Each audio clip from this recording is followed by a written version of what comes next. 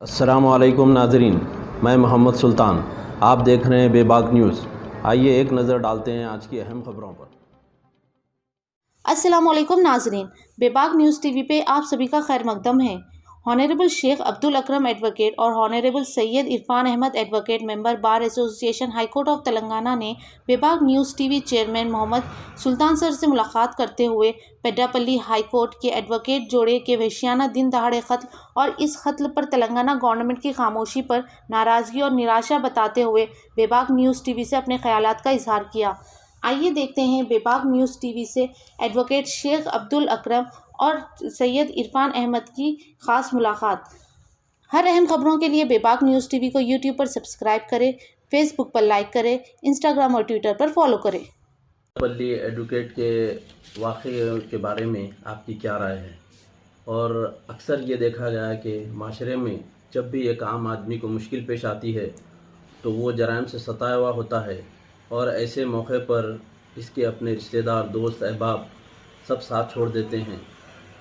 उसके लिए जब सब दरवाज़े बंद हो जाते हैं, एक वकला का दफ्तर ही एक ऐसा रास्ता होता है जहाँ से उसको इंसाफ की उम्मीद होती है। इसके बारे में आप तफसील से बताएं।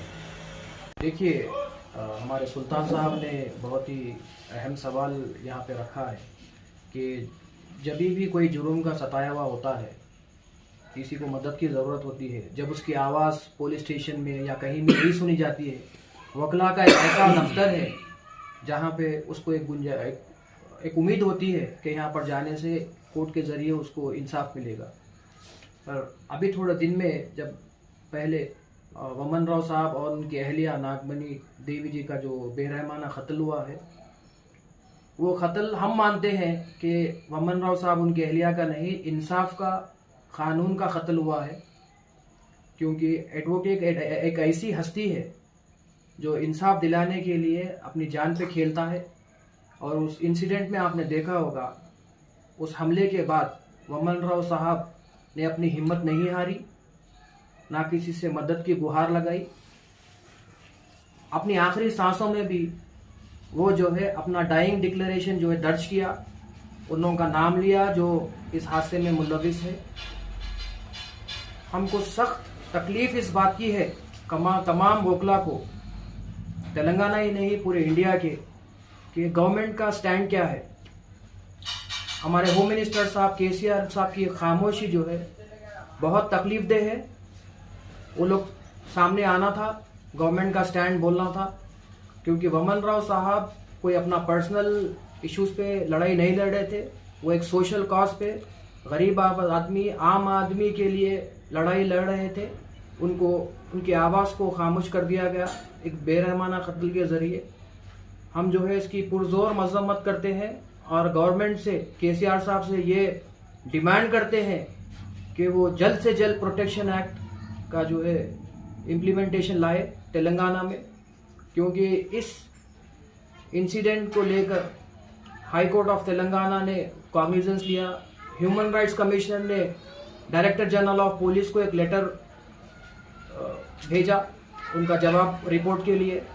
10 मार्च को उसकी डेट रखी गई है human rights commission of Telangana के ज़रिए।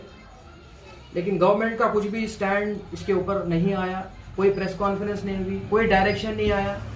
इसके लिए हम तमाम वकला में एक गुस्से की लहर है, क्योंकि तेलंगाना को जब अलग करने के लिए, अलहदा तेलंगाना के लिए तमाम वकला ने जद्दोजहद की। हमने रैलीज निकाली, चलो राजभवन, रेल रोको आंदोलन, चलो असेंबली। कई वकला पे केसेस बुक हुए और जेल को भी जाना पड़ा, लेकिन हमने हिम्मत नहीं हारी। वकला के जरिए ही तेलंगाना मूवमेंट पास हुआ, लेकिन आज वही वकला को नज़रअंदाज किया जा रहा है। उनके बेनिफिट के लिए, उनके प्रोटेक्शन के लिए, उनकी आवाज़ को दबाने के लिए जद्दोजहद की जा रही है। अगर किसी पर हमला हो गया, जैसे अभी ये एडवोकेट कपल पे हुआ है, तो लोग ठहर के तमाशा देख रहे थे। अगर ऐसा किसी के सामने हो जाए तो क्या वो लोग हमलावर को रोक सकते हैं या उसके साथ मारपीट कर सकते हैं अपने सेल्फ डिफेंस के लिए या रोकने के लिए? इसमें कानून में क्या गुंजाइश है? अभी थोड़े दिन पहले ये कत्ल का मामला पेश आया और दूसरे भी मामले पेश आए, हमने मीडिया में भी देखा है। कभी कोई इंसिडेंट आप जनरल पब्लिक में भी अगर किसी के सामने ऐसा कोई हादसा पेश आया तो बिल्कुल आप उसको रोक सकते हैं, कानून में उसकी गुंजाइश है। इंडियन पीनल कोड सेक्शन 100 के तहत मुजरिम को रोका जा सकता है, उतना फोर्स लगाया जा सकता है जितना उसको रोका जाए। और government supreme court of India के गाइडलाइंस है, अगर कोई विक्टिम को हॉस्पिटल ले गया और विटनेस नहीं बनना चाह रहा तो उसको पूरा इख्तियार है, पुलिस या कोई दूसरी एजेंसीज उसको फोर्स नहीं कर सकती। अक्सर ये देखा गया है कि लोग सामने नहीं आते, वो कोर्ट कचहरी के मामलों में नहीं पढ़ना चाहते, तो ऐसा कोई उन लोगों के ऊपर फोर्स नहीं है। अगर वो विटनेस नहीं बनना चाह रहे, उन लोगों के ऊपर है, कोई पुलिस की तरफ से या किसी की तरफ से हरासमेंट नहीं होगा। हम पब्लिक से भी अपील करते हैं, ऐसा कोई हादसा अगर आपके सामने पेश आया तो बिल्कुल सामने आइए। ये इंसान की जान बचाना बहुत बड़ा हर एक का फर्ज है। शुक्रिया। अब्दुल्लाह बरकातहू। मैं शेख अब्दुल अकरम एडवोकेट। पेद्दापल्ली और रामागुंडम जुडिक्शन में जो मर्डर हुआ एडवोकेट कपल का, जो बेरहमी से हुआ दिन दिहाड़े, और काफ़ी लोग जो सो वहाँ पर मौजूद थे, और इस तरीके से बेरहमी से मर्डर हुआ कि उनके पूरे पेट के जो इंसेस्टाइन है जो रोड पे पड़े हुए थे।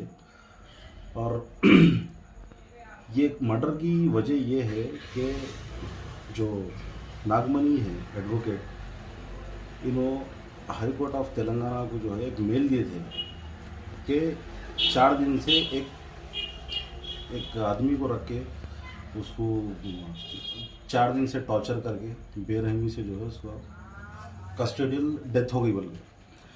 तो एक इंसानी हमदर्दी के वास्ते, और जब मालूम हुआ उनको कि एक बेकसूर आदमी को 4 दिन रख के बेरहमी से CI सर्कल जो भी इसके कसूरवार है जो मार डाले इनको उसका, तो हाई कोर्ट को जब उन्होंने मेल दिए तो हाई कोर्ट उसको पब्लिक इंटरेस्ट लिटिगेशन में कन्वर्ट करते हुए PIL में सो मोटो कॉग्निजेंस लेके अपने डायरेक्शन दिया commissioner of police Anjani Kumar को कि इसको पर्सनल इन्वेस्टिगेशन करके इसके बारे में पूरी डिटेल जो भी रिपोर्ट है मेरे को हाई कोर्ट में फाइल करना होगा।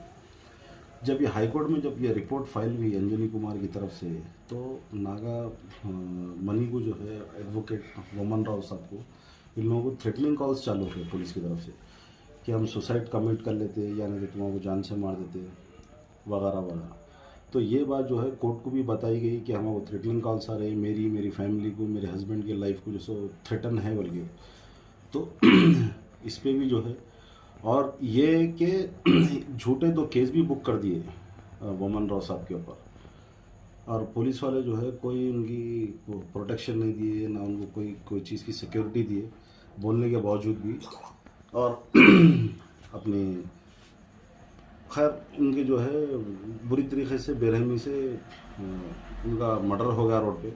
लेकिन मैं ये चाह रहा हूँ कि हमारे KCR साहब या हमारे होम मिनिस्टर साहब कोई भी फॉरवर्ड हो के या कोई एक स्टेटमेंट या कोई भी एक लीगल तौर पे कोई इंक्वायरी वो एक कुछ भी नहीं बिठाए, ना कोई इसकी वो करे। खाली हमारी ये डिमांड है पूरे एडवोकेट्स की, हम सबकी तरफ से, कि इसको फेयर इन्वेस्टिगेशन हो, CBI को जो सो इसको अपॉइंट करे, और इसकी जो भी इसके कसूरवार है, पुलिस वाले रहने दो या पॉलिटिकल लीडर्स रहने दो, जो भी रहने दो, उनको सज़ा मिलना बल्कि।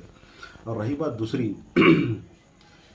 एक एडवोकेट को जो है, पूरे एडवोकेट जो है उनकी प्रोटेक्शन एक्ट के लिए जो सो यहाँ से प्रोटेस्ट कर रही हैं कि एक हमारी वो कानून इम्प्लीमेंट करो ताकि हमारे भी राइट्स रहे, हमें कोई चीज़ का डर नहीं रहे, खौफ नहीं रहे, और जो है हम ईमानदारी से अपना जॉब कर सके। क्योंकि हाई कोर्ट भी, सुप्रीम कोर्ट भी ये बोल रहा, advocate and police both are the 2 faces of 1 coin. Advocate और पुलिस जो है दोनों भी एक ही सिक्के के पहलू है, दोनों का काम इंसाफ को लेके आना है ताकि सच्चाई मालूम हो सके। कोई एडवोकेट कंप्लेंट करता है पुलिस स्टेशन में जाके उनकी सेफ्टी के लिए, या थ्रेटन कॉल आ रहे, वो आ रहे, कुछ भी आ रहे, तो पुलिस का काम है कि इमीडिएट जो है जो भी इसके थ्रेटन कर रहा है या जो भी कंप्लेंट है उसको इमीडिएट जो सो उसके ऊपर FIR करे, जो भी थ्रेटन कर रहा है उसको सख्त से सख्त सज़ा दे, ताकि सो आगे चल के क्रिमिनल्स की हिम्मत ना हो एक एडवोकेट तो दूर की बात है, एक आम आदमी के ऊपर भी ये लोग हाथ उठाने से पहले या उसको जान से मारने के लिए सोचना, क्योंकि आए दिन देखा जा रहा रोडों पे मार दे रहे, बाहर मार दे रहे, दिन दिवाले जब चाहे जब कत्लेआम कर दे रहे। तो इसी वजह से एडवोकेट जो है ये डिमांड कर रहे हैं कि हमारा एक प्रपोजल है कि एडवोकेट प्रोटेक्शन एक्ट जो है, जैसा कि मध्य प्रदेश जो है पहला स्टेट है पूरी कंट्री में अडॉप्ट करने वाला, कि इसमें इम्प्लीमेंट करा एडवोकेट प्रोटेक्शन एक्ट। तो मध्य प्रदेश गवर्नमेंट को देख के अपनी तेलंगाना गवर्नमेंट भी सीख लेना चाहिए, उसी तरीके से जो है एक कानून लागू करके या एक लॉ इम्प्लीमेंट करके एडवोकेट के हक में, उनके प्रोटेक्शन के लिए, उनकी सेफ्टी के लिए कुछ ना कुछ इम्प्लीमेंट करना चाहिए। बस मैं ये कहना चाहूँगा कि हमारी गवर्नमेंट से कि फेयर इन्वेस्टिगेशन हो। जो दिन दिहाड़े जो मर्डर होगा हमारे एडवोकेट कपल का, हम इसकी सख्त से सख्त मुखालिफ करेंगे और आखिरी सांस तक लड़ेंगे, यहाँ तक कि तेलंगाना बनने के लिए जब प्रोटेस्ट हुआ था, जब एहतजाज हुआ था, हम लोग दिन रात सुबह शाम हंगर स्ट्राइक करे, प्रोटेस्ट करे, डंडे खाए पुलिस के, यहाँ तक कि जेल को भी गए, वापस आए भी वहाँ से हमारे एडवोकेट। केसीआर साहब और हमारे होम मिनिस्टर साहब इतने लापरवाह है, अब तक ना कोई कमेटी फॉर्म करे, ना कोई स्ट्रिक्ट एक्शन लेने के लिए बोला गया, ना कुछ भी नहीं बोला गया इसके बारे में। तो मैं ये चाह रहा हूँ कि अब इसके अंदर जो भी मुलविस है उनके ऊपर सख्त से सख्त एक्शन ले और इसके ऊपर जो भी है इंसाफ मिले हमारे। और मैं यही कहना चाहूँगा हमारे बेबाक न्यूज़ चैनल के ज़रिए हो या बाकी दीगर जो भी हमारे न्यूज़ चैनल है, उनके ज़रिए से गवर्नमेंट तक ये बात पहुंचाना चाह रहे हम कि हमारी डिमांड जो है, डिमांड का प्रपोजल है एडवोकेट प्रोटेक्शन एक्ट, उसको अमल में लाया जाए, उसको इम्प्लीमेंट किया जाए। और जो भी इससे कसूरवार है, चाहे पुलिस वाले रहने दो या लीडर्स रहने दो या जो कोई भी रहने दो, पुलिस कानून से बढ़ के कोई भी नहीं है। और पुलिस गवर्नमेंट का काम है कि उसके ऊपर सख्त से सख्त एक्शन लेके जो भी इससे कसूरवार है उसको तह तक पहुँचाने का।